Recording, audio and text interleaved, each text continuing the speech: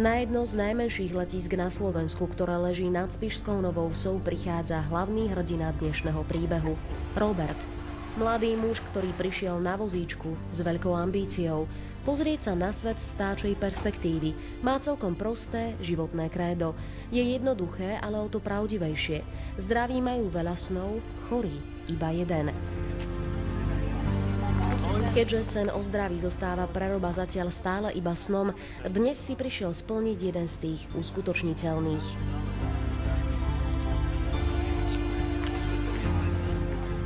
Tento smutný príbeh sa začal pred 20 rokmi, keď sa narodil krásny, zdravý chlapček.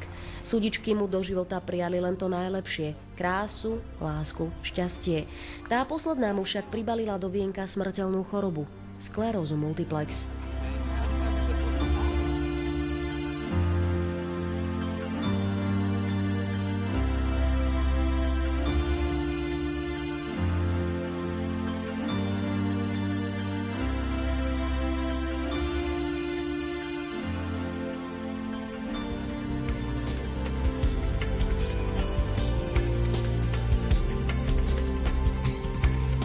Od 16 rokov si Robert všimol na sebe zmeny, ktoré mu začali komplikovať život.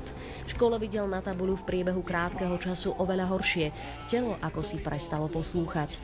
Na vine boli neznáme, avšak pravidelne sa opakujúce vlny slabosti. Vtedy ešte netušil, že sú to prvé príznaky choroby.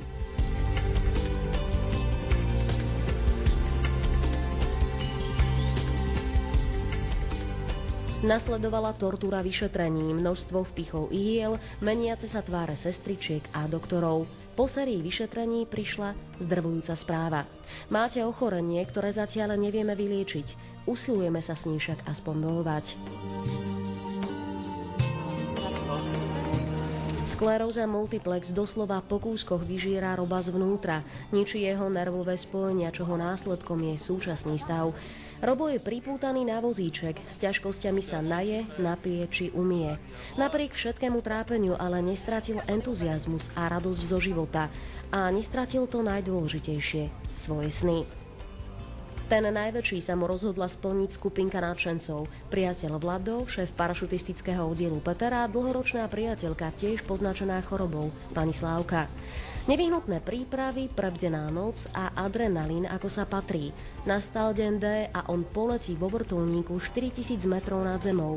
Zúčastní sa zo skoku parašutistov, ľudí, ktorí nemusia riešiť také banálne problémy ako on, ktorí sa proste iba oblečú, nastúpia a vyskočia. Ale má 10 000 zoskokov, ale 3 000. A ešte mi mám uvedieť do obrazu. V aute nemáme záchranné brzdy, ale tu máme.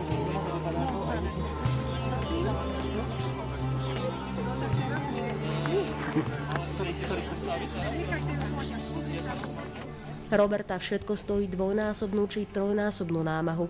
Veď len dostať padák na chrbát, ktorý má byť akousi rezervou v prípade problémov, je viac ako heroický výkon.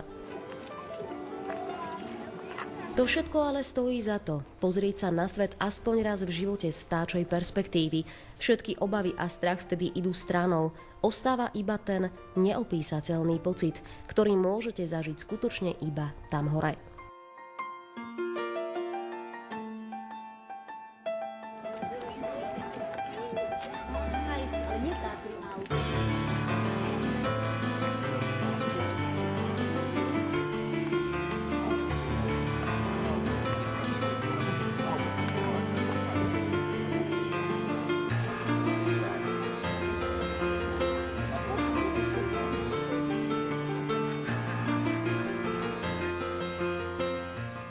Vrtuľník Mi-8 bude nasledujúcich 20 minút niesť vo svojich útrobách aj Roba.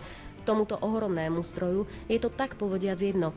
Pre tú malú dušičku v ňom to ale znamená možno prvý a posledný krát.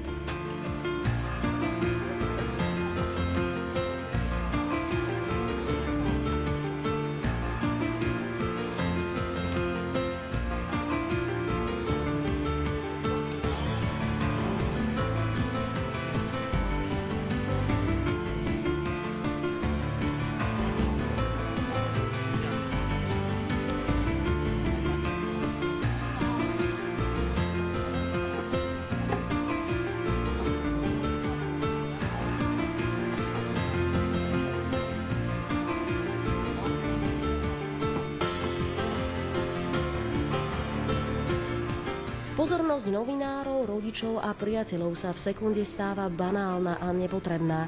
Chlapíci v kombinézach, špeciálnych čiapkách a okuliaroch na hlavách sa nevedia dočkať adrenalínu, ktorý znamená vyskočiť, zažiť pocit voľného pádu a šťastne sa ocitnúť na zemi. Pre Roberta je adrenalínom už len sedieť vedľa nich a možnosť pozerať sa. To je jedno z mála, čo ešte môže a chce.